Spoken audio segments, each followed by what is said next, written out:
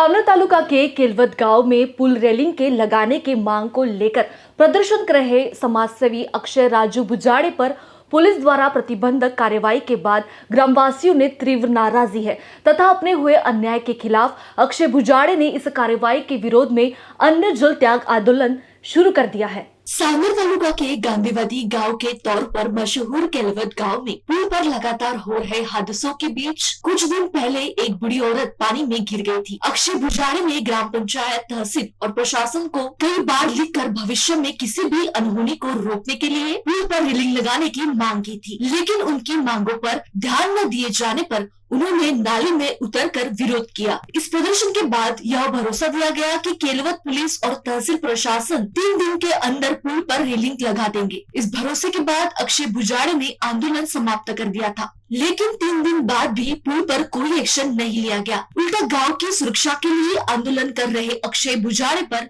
भारतीय दंड संहिता की धारा 129 और 130 के तहत कार्रवाई की गई है।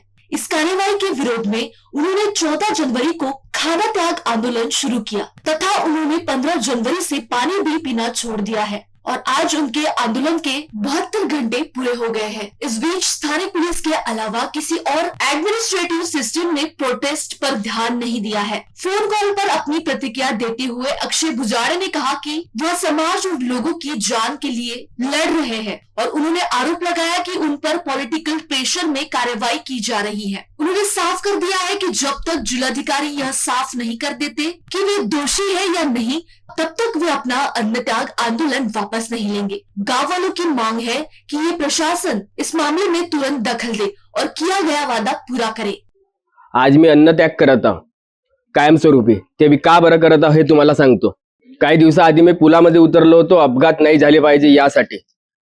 पोलीस विभागाकडून मला एक लेटर आलेलं होतं। यामध्ये पोलीस विभागाची कुठलीही चूक नाहीये। या लेटरमध्ये असं लिहिलेलं आहे की मी समाजासाठी धोकादायक आहो, बेबंद आहो, मला मुक्त ठेवणं समाजासाठी हानिकारक असेल। मी पुन्हा असं कधी केलं तर माझ्यावर 1 लाख रुपये दंड आणि गुन्हा दाखल होईल असं यामध्ये लिहिलेलं आहे। जबरदस्तीने व्हाईट कॉलरच्या डोळ्याखाली हा बॉन्ड लिहून घेण्यात आलेला आहे। मी कधीही समाजासाठी गोरगरिबासाठी उभा नाही राहिलो पाहिजे, कारण मी यांच्या राजकारणासाठी धोकादायक ठरलेलो आहे। हा असल्या प्रकारचा बॉन्ड कशासाठी? मी बलात्कारी आहो, गुंडा आहो, दारू विकतो, सट्टा चालवतो, खून केलेले आहे, माझ्यावर केसेस आहे, गरिबासाठी लढू शकलो नाही पाहिजे, मुलांसाठी ग्राउंडची मागणी केली नाही पाहिजे, गावाच्या स्वच्छतेकडे लक्ष दिलं नाही पाहिजे, एवढ्या वर्षापासून गावामध्ये पाण्याची टंचाई त्याकडे मी दुर्लक्ष केलं पाहिजे, बस स्टॉपवरती बाथरूमची मागणी नाही केली पाहिजे, स्मशान घाटाच्या रस्त्यासाठी मी बोललो नाही पाहिजे, कारण पॉलिटिकल माफियांना माहित आहे की अक्षय बुजाडेने राजकारणावर लाट ठेवलेली आहे। यात पोलीस विभागाची कुठलीही चूक नाहीये। त्यांना समोर ठेवून माझ्यावर गोळी चालवण्यात आलेली आहे। या व्हाईट कॉलरमुळे मी पोलिसांवर प्रश्नचिन्ह उभं होऊ देणार नाही। आता वेळ आली आहे पोलीस विभागाने आपली ताकद दाखवण्याची। पोलीस विभागाशिवाय हे व्हाईट कॉलर घराच्या बाहेर निघू नाही शकत।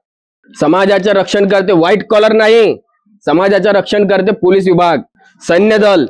पोलीस विभागाने जर मनात आणलं ना तर हे बिना बुडाचे गडवे एका झटक्यात गायब होतील। असंच नजरकैद केलं होतं छत्रपती शिवाजी महाराजांना औरंगजेबाने, आणि आता जे व्हाईट कॉलर माझ्यासाठी तेच करत आहे।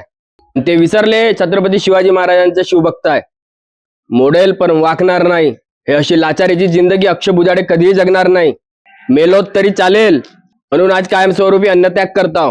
मी जर समाजासाठी गोरगरिबासाठी लढू शकत नाही तर त्याला काही अर्थ नाहीये माझ्या जगण्याचा। माझ्या गावाला व मित्रपरिवाराला शेवटची एक इच्छा पूर्ण करायची विनंती मी करतो माझीवाली। मी या जगातून निघून गेलेलो असेल तेव्हा माझी शेवटची आंघोळ तुळजापूरच्या पाण्याने झाली पाहिजे, आणि याच रुबाबात अक्षय बुजाडेला स्मशान घाटात न्यायचं। आता अक्षय बुजाडे ही जबाबदारी पोलीस महासंचालकांची आहे व कलेक्टर साहेबांची आहे। मी माझ्या राहत्या घरी अन्नत्याग करत आहो। जय महाराष्ट्र।